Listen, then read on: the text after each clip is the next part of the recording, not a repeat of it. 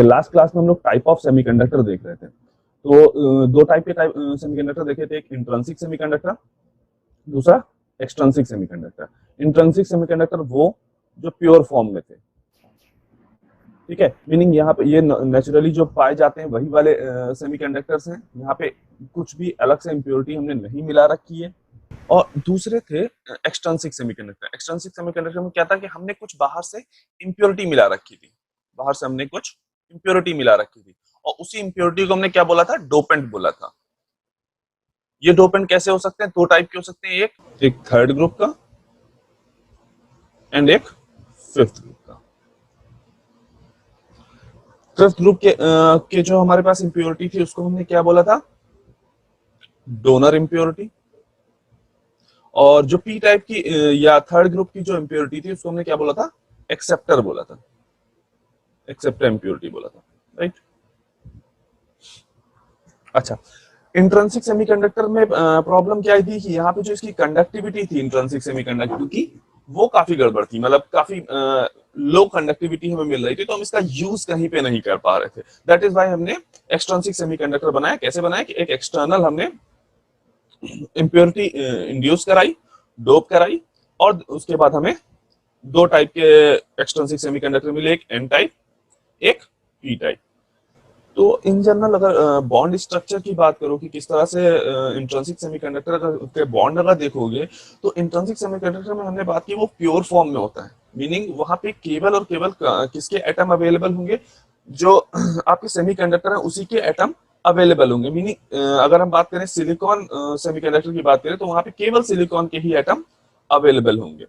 अब ये जो सिलिकॉन के एटम है, ये जो सिलिकॉन के एटम है, आउटर मोस्ट में इनके 4 इलेक्ट्रॉन्स हैं। तो ये क्या कर रहे होंगे, चार और सिलिकॉन से कोवेलेंट बॉन्डिंग कर रहे होंगे। जैसा कि यहाँ पे तुम देख रहे हो कि ये वाला जो सिलिकॉन है इसने 4 से ऐसे कोवेलेंट बॉन्ड बना रखा है। ये जो स्ट्रक्चर है बेसिकली ये 0 डिग्री केल्विन पे ये स्ट्रक्चर रहेगा, ठीक है। जब तुम टेम्परेचर को यहाँ पे इंक्रीज करोगे, जैसे जैसे तुम टेम्परेचर इंक्रीज करोगे, तो यहाँ पे क्या होगा, और ये जो बॉन्ड्स हैं,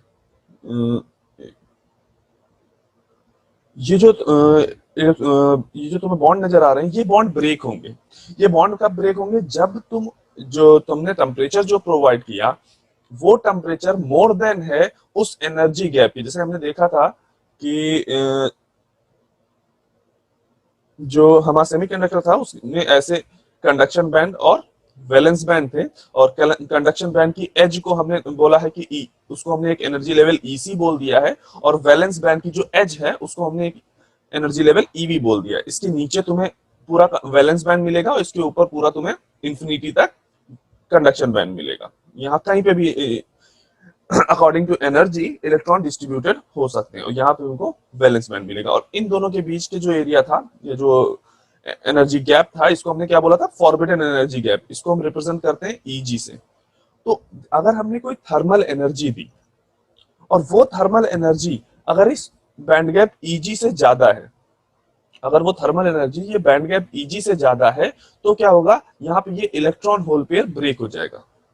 मीनिंग यहां से ये इलेक्ट्रॉन मूव करके बाहर निकल आएगा, एक फ्री इलेक्ट्रॉन यहाँ पे क्रिएट हो जाएगा, और अपने पीछे यहाँ पे एक वैकेंसी छोड़ के जाएगा। उस वैकेंसी को हमने नाम क्या दिया, होल।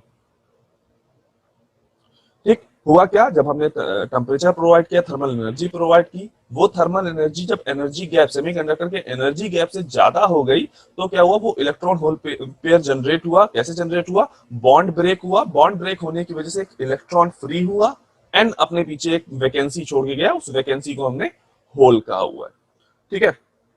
तो इन जनरल जब आप बात करते हो कंडक्टिविटी की, तो कंडक्टिविटी डायरेक्टली रिलेटेड होती है इस फ्री इलेक्ट्रॉन से। जितने ज्यादा नंबर ऑफ फ्री इलेक्ट्रॉन्स हैं उतनी ज्यादा आपकी कंडक्टिविटी है। तो ये तो क्लियर हो गया कि जब हम 0 डिग्री केल्विन पे थे, जब हम 0 डिग्री केल्विन पे इंट्रिंसिक सेमीकंडक्टर की बात कर रहे हैं, तो वहां पे कोई भी इलेक्ट्रॉन फ्री नहीं है, सारे के सारे क्या है, आपस में एक दूसरे से कोवेलेंट बॉन्डेड है। मीनिंग जब फ्री 0 डिग्री पे बात करोगे, तो 0 डिग्री पे जो इंट्रिंसिक सेमीकंडक्टर होगा वो इंसुलेटर की तरह काम करेगा। मीनिंग कोई फ्री इलेक्ट्रॉन नहीं है, तो कंडक्टिविटी 0, और ये इंसुलेटर की तरह काम करेगा। ठीक है। अच्छा, दूसरी चीज, यहाँ पे जो नंबर ऑफ इलेक्ट्रॉन और नंबर ऑफ होल होंगे वो हमेशा इक्वल होंगे। रीजन कि देखो, जब तक ये इनकी बॉन्डिंग आपस में ये कोवेलेंट बॉन्डेड है, तब तक तो यहाँ पे ना इलेक्ट्रॉन आपको फ्री नजर आ रहे हैं ना होल्स नजर आ रहे हैं। जब आपने एनर्जी प्रोवाइड की तो क्या हुआ, एक बॉन्ड ब्रेक हुआ और उसकी वजह से एक इलेक्ट्रॉन और एक होल एक साथ पेयर में जनरेट हुए। तो यहाँ पे जो नंबर ऑफ इलेक्ट्रॉन और नंबर ऑफ होल हैं वो हमेशा इक्वल रहेंगे, और उसके लिए हमने एक कांस्टेंट अलग दे दिया, इसको हम बोलते हैं इंट्रिंसिक कंसंट्रेशन। ठीक है। यहाँ कंसंट्रेशन का मीनिंग ये है कि जो तुम्हारे इलेक्ट्रॉन या होल की जो डेंसिटी है, मीनिंग पर यूनिट वॉल्यूम में कितने इलेक्ट्रॉन हैं या पर यूनिट वॉल्यूम में कितने होल्स हैं। तो जब भी अभी आगे जाके देखोगे, जहां पे भी क्वेश्चंस तुम्हें न्यूमेरिकल इससे रिलेटेड मिलेंगे, वहां पे तुम्हें जब भी नंबर ऑफ होल या नंबर ऑफ इलेक्ट्रॉन दिए जाएंगे तो वहां पे इलेक्ट्रॉन और होल की डेंसिटी दी जाएगी कि पर यूनिट वॉल्यूम में इलेक्ट्रॉन और होल कितने अवेलेबल है। Then extrinsic semiconductor. अब एक्सट्रिंसिक सेमीकंडक्टर बनाने के लिए हमने क्या किया था, डोपिंग की थी। ठीक है, हमने क्या किया था, डोपिंग को ऐड किया था। ठीक, एक्सटर्नल इंप्योरिटी को बेसिकली ऐड किया था। ठीक, और एक्सटर्नल इंप्योरिटी को ऐड करने का ये जो मेथड है, इसको हमने क्या नाम दिया था, डोपिंग थी। ठीक है, मीनिंग डोपिंग क्या होता है कि जब कोई आप एक्सटर्नल इंप्योरिटी किसी इंट्रिंसिक सेमीकंडक्टर में कोई एक्सटर्नल इंप्योरिटी आप ऐड करते हो तो उस फिनोमिना को आप क्या बोलते हो, डोपिंग बोलते हो। और जिस एक्सटर्नल इंप्योरिटी को ऐड किया जाता है, जिस एक्सटर्नल इंप्योरिटी को ऐड किया जाता है वो क्या कहलाता है, डोपेंट कहलाता है। यहाँ पे दो तरह के डोपेंट हो सकते हैं, एक ट्राइवेलेंट एक पेंटावेलेंट, एक एक्सेप्टर एटम और दूसरे डोनर एटम। राइट। तो अगर हमने देखा कि अगर हम ट्राइवेलेंट मिला रहे थे तो हमें क्या मिल रहे थे, पी टाइप मिल रहे थे, पी टाइप सेमीकंडक्टर मिल रहे थे, पी टाइप एक्सट्रिंसिक सेमीकंडक्टर मिल रहे थे। और अगर हमने पेंटावेलेंट इंप्योरिटी ऐड की तो हमें एन टाइप एक्सट्रिंसिक सेमीकंडक्टर मिल रहे थे। ठीक है। तो अगर जब तुम एन टाइप एक्सट्रिंसिक सेमीकंडक्टर देखोगे तो उसका जो बॉन्ड स्ट्रक्चर होगा उसमें एक चीज देखो, यहाँ पे क्या है, एक्सट्रिंसिक सेमीकंडक्टर है, हमने एक पेंटावेलेंट एटम जो फिफ्थ ग्रुप में लाई कर रहा होगा वो एटम हमने यहाँ पे मिलाया हुआ है। जैसे ये फॉस्फोरस, यहाँ देखो पेंटावेलेंट में कौन कौन होता है, फॉस्फोरस हो सकता है, आर्सेनिक हो सकता है, एंटीमनी हो सकता है। इन तीनों में हम कोई भी एटम एज अ इम्प्योरिटी हम यहाँ पे मिला सकते हैं। ठीक, लेकिन अभी हमने जो लिया हुआ है वो फॉस्फोरस लिया हुआ है। ठीक, तो इन जनरल देखो फास्फोरस के आउटर मोस्ट में कितने इलेक्ट्रॉन होंगे, 5, और सिलिकॉन के आउटर मोस्ट में इलेक्ट्रॉन कितने होंगे, 4। तो अगर इस केवल इस फास्फोरस को देखो कि ये बॉन्ड कैसे बनाएगा, तो ये अपने 4 आउटर मोस्ट इलेक्ट्रॉन जो होंगे उनसे तो कोवेलेंट बॉन्डिंग बना लेगा 4 सिलिकॉन एटम से, लेकिन इसका एक इलेक्ट्रॉन यहाँ पे फ्री रह जाएगा, वो किसी से बॉन्डिंग नहीं बनाएगा ड्यू टू उसका क्रिस्टल स्ट्रक्चर जो होता है उसकी वजह से। ऐसा नहीं है कि मतलब ये सोचो कि 5वां सिलिकॉन आ जाए और 5वें सिलिकॉन से वो बॉन्डिंग बना ले, ऐसा नहीं होता है। उसके क्रिस्टल स्ट्रक्चर कुछ इस तरह से है कि वो 4 बॉन्ड ही बनाता है और 5वां इलेक्ट्रॉन आपका फ्री इलेक्ट्रॉन की तरह अवेलेबल रहता है। ठीक, लेकिन एक चीज ये ध्यान देंगे कि 0 डिग्री केल्विन पे जब टेम्परेचर आपका, अगर ये सेमीकंडक्टर है इसको जो टेम्परेचर मिल रहा है वो 0 डिग्री केल्विन मिल रहा है, तो उस टाइम पे ये फ्री इलेक्ट्रॉन भी न्यूक्लियस से कहीं ना कहीं अटैच्ड होता है। जो न्यूक्लियस और इलेक्ट्रॉन के बीच में जो थोड़ा बहुत अट्रैक्शन पावर होती है, उस अट्रैक्शन की वजह से ये कहीं ना कहीं अटैच्ड होता है। ठीक, मीनिंग 0 डिग्री केल्विन पे ये इलेक्ट्रॉन कंडक्शन के लिए अवेलेबल नहीं होता है। ठीक, अभी जब इसका इंट्रिंसिक और एक्सट्रिंसिक सेमीकंडक्टर के एनर्जी बैंड डायग्राम देखोगे तो ये ज्यादा क्लियरली समझ में आएगा कि क्यों ये इलेक्ट्रॉन नहीं अवेलेबल होता है। रीजन ये कि जहां से हमारा कंडक्शन बैंड बेसिकली स्टार्ट होता है, ईसी, जहां से हमारा कंडक्शन बैंड बेसिकली स्टार्ट होता है। ठीक, हमारे जो ये वाला फ्री इलेक्ट्रॉन है, जो फिफ्थ इलेक्ट्रॉन है फास्फोरस के पास, ये इलेक्ट्रॉन जस्ट बिलो यहां कहीं पे उसकी एनर्जी लाई करती है। जो ये वाला इलेक्ट्रॉन है उसकी एनर्जी कंडक्शन बैंड की जस्ट बिलो कहीं पे लाई करती है। ठीक, मीनिंग इसको बहुत माइन्यूट एनर्जी चाहिए कंडक्शन बैंड में पहुंचने के लिए या फ्री इलेक्ट्रॉन बनने के लिए। ठीक जी, याद रखेंगे कि कंडक्शन वही इलेक्ट्रॉन प्रोवाइड कराएंगे जो इलेक्ट्रॉन कंडक्शन बैंड में होंगे, या ये कहा जाए जो इलेक्ट्रॉन फ्री होंगे। किसी भी फोर्स से वो फ्री होंगे, वही इलेक्ट्रॉन आपके कंडक्शन प्रोवाइड कराएंगे। तो जैसे ही हमने एक माइन्यूट सा चेंज दिया टेम्परेचर में, तो क्या होगा, ये इलेक्ट्रॉन तुरंत फ्री हो जाएगा। ठीक, टेम्परेचर को और इंक्रीज किया तो अगेन यहां पे भी वही होगा, ये बॉन्ड ब्रेक होगा, बॉन्ड ब्रेक होने की वजह से ये इलेक्ट्रॉन फ्री हो जाएगा और यहां पे एक होल बन जाएगा। क्लियर? अब एक चीज देखो, यहां पे देखो क्या नंबर ऑफ इलेक्ट्रॉन या density of electron and density of hole क्या इक्वल रहेगी? नहीं रहेगी। रीजन ये कि यहाँ पे ऐसा नहीं है, ये मैंने जो तुम्हें स्ट्रक्चर दिखा रखा है ये एक पर्टिकुलर एरिया का हो सकता है। अगर तुम एक क्रिस्टल की बात करोगे तो वहां पे कई सारे सिलिकॉन एटम और कई सारे फास्फोरस एटम होंगे, मीनिंग जो यहाँ पे नंबर ऑफ इलेक्ट्रॉन होगा वो ग्रेटर देन होगा नंबर ऑफ होल से, मीनिंग एन जो होगा वो ग्रेटर देन होगा पी से। ठीक है, तभी हमने क्या कहा, यहाँ पे जो इलेक्ट्रॉन है वो मेजॉरिटी में होंगे और जो होल्स हैं वो माइनॉरिटी में होंगे। तो एन टाइप सेमीकंडक्टर में अगर देखोगे तो इलेक्ट्रॉन क्या होंगे, मेजॉरिटी में होंगे और होल्स क्या होंगे, माइनॉरिटी में होंगे।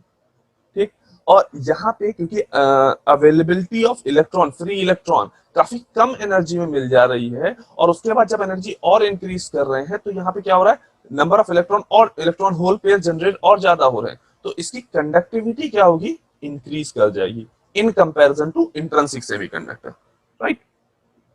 सिमिलरली अगर पी टाइप सेमीकंडक्टर देखो, अब पी टाइप सेमीकंडक्टर बनाया, मीनिंग हमने क्या किया है, यहाँ पे जो इंप्योरिटी ऐड की है वो थर्ड ग्रुप की है, ये जो है वो थर्ड ग्रुप की इंप्योरिटी ऐड की है।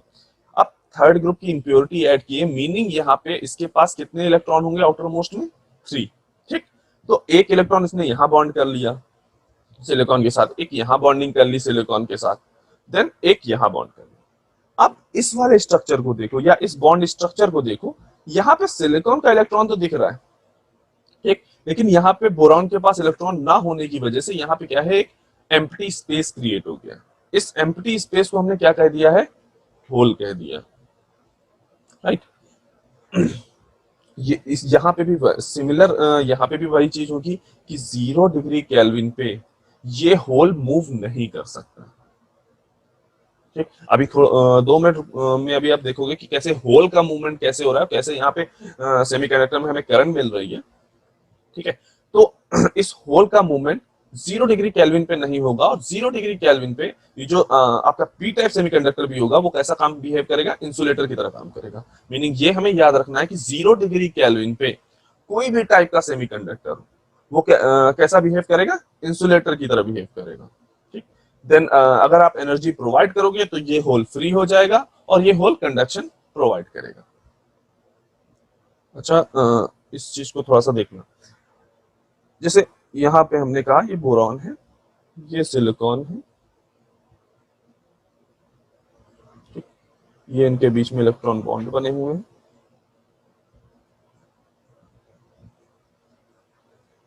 यहाँ पे एक एम्प्टी स्पेस। अच्छा, अब देखो अगर हमने जब एनर्जी प्रोवाइड करेंगे तो क्या हो रहा है, जब ये होल जो यहाँ पे है, स्टार्टिंग में ये होल हमें वैलेंस बैंड में मिलेगा। ठीक, अब जैसे हमने एनर्जी प्रोवाइड कराई और ये बॉन्ड ब्रेक हुआ, ये वाला बॉन्ड ब्रेक हुआ, बॉन्ड ब्रेक हुआ और इलेक्ट्रॉन फ्री हुआ। ठीक, ऐसा बिल्कुल नहीं है कि ये इलेक्ट्रॉन फ्री होके मतलब कई घंटों तक ये ऐसे ही फ्री बैठा रहेगा, नहीं, ये कुछ देर के लिए फ्री हुआ, कुछ seconds, 10 to the power -3, 10 to the power -8 seconds के लिए ये फ्री हुआ और देन वापस ये फिर रिकम्बाइन करने के लिए वापस अपना कोवेलेंट बॉन्ड बनाने की कोशिश करेगा। ठीक, इन जनरल जितने भी मटेरियल या सॉलिड आपको अवेलेबल होंगे नेचर में, वो कोशिश यही करते हैं ना कि हमारा बॉन्ड हमेशा कंप्लीट रहे, हमारा जो ऑक्टेट है वो कंप्लीट है। तो ये इलेक्ट्रॉन भी वापस कोशिश करेगा कि मेरा बॉन्ड बन जाए और क्या करेगा, नियर बाई में इस होल के पास जाके इंटरैक्ट कर जाएगा और यहाँ पे एक इलेक्ट्रॉन होल पेयर बन के यहाँ पे ये कोवेलेंट बॉन्ड वापस बन जाएगा। अब अगर इस वाले यहाँ पे देखो तो यहाँ पे क्योंकि ये इलेक्ट्रॉन हट गया और उसने क्या किया है कि यहाँ पे वैकेंसी क्रिएट कर दी, राइट। तो यहाँ पे एक होल हमें अब यहां दिखने लगा, एक होल हमें यहां दिखने लगा। अच्छा, क्योंकि इलेक्ट्रॉन ने इस होल से पेयर बना लिया है, तो क्या हुआ, यहाँ पे तो अब होल नजर नहीं आ रहा है, बट यहाँ अब वो होल यहाँ नजर आ रहा है। तो हमें ऐसा क्या फील होगा कि ये होल जो है मूव करके यहाँ गया हुआ है, ये होल जो है यहाँ मूव करके गया हुआ है। ठीक है। और सिमिलरली इसी तरीके से आपको होल का मूवमेंट आपको एन टाइप सेमीकंडक्टर में भी दिखेगा। पी टाइप सेमीकंडक्टर में भी तुम्हारा क्या होगा, जो नंबर ऑफ होल्स होंगे वो ग्रेटर देन होंगे नंबर ऑफ इलेक्ट्रॉन की। यहाँ पे इलेक्ट्रॉन डेंसिटी की बात हो रही है, ठीक है। ये जो होल की डेंसिटी होगी वो ग्रेटर देन होगी इलेक्ट्रॉन की डेंसिटी से, राइट। जो हमारे होल्स होंगे वो क्या होंगे, मेजॉरिटी होंगे, और जो हमारे इलेक्ट्रॉन होंगे वो क्या होंगे, माइनॉरिटी होंगे। करेक्ट। ओके। तो 10th 12th में आई गेस आपने क्लासिकल मैकेनिक्स पढ़ी है। क्लासिकल मैकेनिक्स वही न्यूटन के फिनोमिनास, ठीक है, ये सारी चीजें आपने 10th 12th में पढ़ी हुई है कि यहाँ कैसे किसी भी अगर पार्टिकल है तो उसका मूवमेंट हो रहा है तो उसकी कैसे वेलोसिटी फाइंड आउट कर सकते हैं, कैसे उसकी पोजीशन फाइंड आउट कर सकते हैं। डिफरेंट रिलेशन न्यूटन ने हमें प्रोवाइड कराए थे, और काफी सारी चीजें हमने क्लासिकल मैकेनिक्स में पढ़ी थी। ये सारी चीजें तब तक तो ठीक है जब तक आप बात कर रहे हो एक ऐसे पार्टिकल की जिसका साइज कंपेरेबल है, जिसका साइज थोड़ा ज्यादा है, जिसका साइज बड़ा है इन कंपैरिजन टू फोटोन। जो फोटोन हमने अभी आगे देखोगे कि फोटोन क्या है, कैसे क्या है, ठीक है। अगर फोटोन के साइज से आपका जो पार्टिकल का साइज है वो काफी बड़ा है, तो आपका ठीक है, आप क्लासिकल मैकेनिक्स से इजीली आप उससे डील कर सकते हो, उसकी पोजीशन फाइंड आउट कर सकते हो, उसका मोमेंटम फाइंड आउट कर सकते हो, सारी चीजें फाइंड आउट कर सकते हो। बट अगर ऐसा हुआ कि जो आपका साइज ऑफ पार्टिकल है वो काफी स्मॉल है इन कंपैरिजन टू फोटोन, ये तो कंपैरिजन की बात हो गई। जैसे आप इलेक्ट्रॉन देखते हो, इलेक्ट्रॉन क्या हो गया, 9.1 इंटू 10⁻31 केजी का होता है, ठीक है। तो काफी कम वेट है, काफी स्मॉल साइज में है, ठीक है। ये इतना स्मॉल है कि हम नॉर्मल अपनी जो आंखों से अपनी नॉर्मल उनको देख भी नहीं सकते। उसको देखने के लिए भी हमें एक हाई इंटेंसिटी की लाइट उस पर डालनी पड़ती है, और उस लाइट के रिफ्लेक्शन को ही हम देख पाते हैं, और तभी देख पाते हैं कि हाँ यहाँ पे इलेक्ट्रॉन है। उसके लिए भी हमें काफी सारे इंस्ट्रूमेंट लगते हैं, ठीक। इन जनरल आप ऐसे ही इलेक्ट्रॉन को नहीं देख पाते हो, ठीक है। तो ऐसे पार्टिकल से डील करने के लिए बेसिकली हमने क्या पढ़ना था, क्वांटम मैकेनिक्स, ठीक। अब क्वांटम मैकेनिक्स में जो भी चीजें डिफाइन की गई हैं उसके लिए हमने 3 प्रिंसिपल देखने हैं। पहला एनर्जी क्वांटा, दूसरा वेव पार्टिकल डुअलिटी, एंड तीसरा अनसर्टेनिटी प्रिंसिपल। काफी लोगों ने ये चीजें शायद पढ़ भी रखी होंगी। तो फर्स्ट ऑफ ऑल बात करते हैं एनर्जी क्वांटा की, ठीक। एनर्जी क्वांटा समझने से पहले एक इन जनरल एक्सपेरिमेंट देखो। जब आप बात करते हो फोटो इलेक्ट्रिक इफेक्ट की, ठीक है, फोटो इलेक्ट्रिक इफेक्ट की,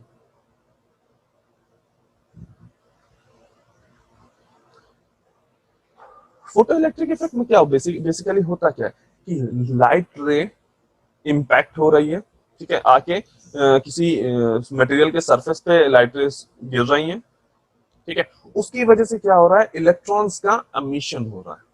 यहाँ से तुम्हारी लाइट रेस आ रही हैं, और उसकी वजह से क्या हो रहा है, इलेक्ट्रॉन का एमिशन हो रहा है।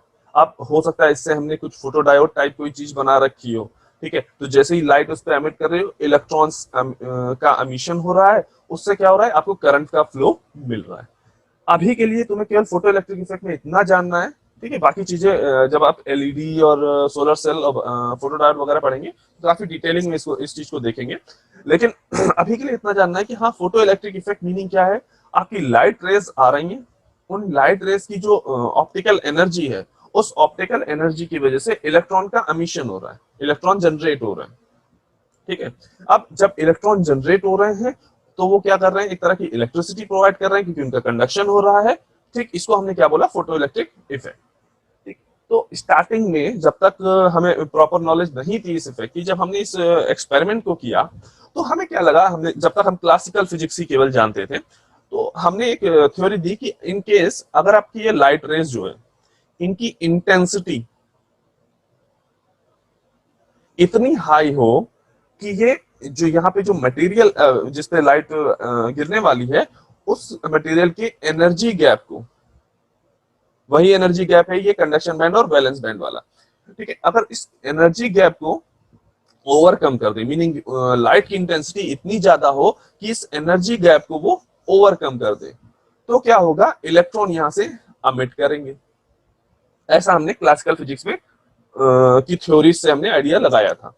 बट जब हमने एक्सपेरिमेंट किया किया तो वहां पे रिजल्ट कुछ अलग थे, ठीक है। अच्छा, क्लासिकल फिजिक्स एक और चीज कह रही थी कि ये जो एमिशन होगा, यहाँ पे लाइट की फ्रीक्वेंसी पे कोई डिपेंडेंसी नहीं होगी। यहाँ पे लाइट की फ्रीक्वेंसी पे कोई डिपेंडेंसी नहीं होगी, मीनिंग कोई भी लाइट आप लेके आओ, जो अगर उसकी इंटेंसिटी आपने एक इनफ हाई रखी हुई है तो आपके इलेक्ट्रॉन का एमिशन होगा। बट एक्सपेरिमेंटली ऐसा नहीं हुआ। हमने देखा कि जब डिफरेंट कलर की लाइट रेज जब डाली गई उस पे मटेरियल पे, तो वहां पे जो इलेक्ट्रॉन का एमिशन था उसकी डायरेक्शन अलग अलग थी, उसमें नंबर ऑफ इलेक्ट्रॉन जो एमिट हो रहे हैं वो अलग अलग थे। तो ये सारी चीजें हमें देखने को वहां पे मिली। तो उस चीज का एक्सप्लेनेशन देने के लिए बेसिकली प्लैंक ने एक थ्योरी दी। प्लैंक ने थ्योरी ये दी कि अगर कोई भी हीटेड सरफेस है, कोई भी सरफेस है जिसको आपने हीट कर रखा है, जो ठीक है किसी भी रीजन से हो सकता है, वो टेम्परेचर प्रोवाइड करके हो सकता है या ऑप्टिकल एनर्जी प्रोवाइड करके हो सकता है। तो अगर इन जनरल देखें, जो हमने फोटो इलेक्ट्रिक इफेक्ट बात की, तो जब हम लाइट एनर्जी वहां पे गिर रही है, तो वहां पे भी तो एक तरह से आपकी जो मटेरियल है उसका सरफेस जो है वो कहीं ना कहीं उसको भी तो हीट प्रोवाइड हो रही है। तो कुछ ऐसा ही था कि प्लैंक ने कहा कि अगर कोई हीटेड सरफेस है तो वहां पे जो रेडिएशन निकलेगा, अगर कोई हीटेड सरफेस है उससे जो रेडिएशन निकलेगा वो डिस्क्रीट पैकेट्स में निकलेगा। जो रेडिएशन आपका हीटेड सरफेस से निकलेगा वो डिस्क्रीट पैकेट से निकलेगा, और उस डिस्क्रीट पैकेट का उन्होंने नाम दिया क्वांटा, ठीक। और साथ में कहा कि वो जो डिस्क्रीट पैकेट्स निकलेंगे वो बेसिकली फ्रीक्वेंसी डिपेंडेंट होंगे, उनकी जो एनर्जी होगी वो बेसिकली फ्रीक्वेंसी पे डिपेंड करेगी। और एक रिलेशन प्रोवाइड कराया, E is equal to h mu. यहाँ पे म्यू फ्रीक्वेंसी एंड एच क्या है, प्लैंक्स कांस्टेंट, ठीक। आफ्टर दैट यही बात आइंस्टीन ने भी आके कही। तो आइंस्टीन ने यहाँ पे थोड़ा सा चेंजेस किया। उन्होंने क्या कहा कि अगर कोई लाइट वेव आ रही है, जो आपकी कोई भी लाइट वेव कहीं से आ रही है, तो वो जो लाइट वेव होगी वो भी जो एनर्जी जो कंटेन करेगी वो एनर्जी पैकेट्स के फॉर्म में कंटेन करेगी। जो एनर्जी होगी वो पैकेट्स के फॉर्म में कंटेन करेगी, और उसी का इन्होंने नाम क्या दे दिया, फोटोन दे दिया, ठीक। और साथ में कहा कि वो एनर्जी जो है वो फ्रीक्वेंसी डिपेंडेंट होगी, और उसकी जो एनर्जी होगी वो E is equal to h mu होगी, ठीक है। अच्छा, उन्होंने साथ में एक चीज और एक्सप्लेन की कि इन केस मानो कोई आपका मटेरियल है, कोई एक जनरल मटेरियल है, अगर आप ये चाहते हो कि ये इसका वैलेंस बैंड है, ये उसका कंडक्शन बैंड है, ठीक। अगर आप चाहते हो कि वैलेंस बैंड में रखा इलेक्ट्रॉन मूव करके फ्री स्पेस में चला जाए, मीनिंग अपना जो ऑर्बिट है, जो उसका न्यूक्लियस से इंटरेक्शन है, उसको पूरी तरह से छोड़ के फ्री स्पेस में आ जाए, तो उसके लिए जो एनर्जी देनी पड़ेगी उसको इन्होंने डिफाइन किया और नाम दिया उसको वर्क फंक्शन। मीनिंग अगर कोई इलेक्ट्रॉन है, चाहे वो वैलेंस बैंड में हो या कंडक्शन बैंड में हो, ठीक है, वो उस इलेक्ट्रॉन को अगर अपने एटम के ऑर्बिट को छोड़ के जाना है, मीनिंग इतनी एनर्जी उसको चाहिए कि वो अपने न्यूक्लियस से अलग हो सके, तो उस एनर्जी को इन्होंने, जो रिक्वायर्ड एनर्जी थी, उसको इन्होंने क्या नाम दिया, वर्क फंक्शन। तो इतनी बात समझ में आती है कि हाँ, मतलब जो लाइट वेव में आपकी एनर्जी है वो एनर्जी किस फॉर्म में है, एनर्जी पैकेट्स के फॉर्म में, और उन एनर्जी पैकेट्स को हमने नाम क्या दिया है, फोटोन। इसी तरह से उन्होंने कहा कि प्लैंक्स ने कहा कि हीटेड सरफेस से अगर कुछ अमिट हो रहा है या कोई रेडिएशन निकल रहा है, तो वो रेडिएशन भी क्या होगा, डिस्क्रीट पैकेट्स के फॉर्म में होगा, और उन पैकेट्स को उन्होंने क्या कहा, क्या नाम दिया, क्वांटा नाम दिया।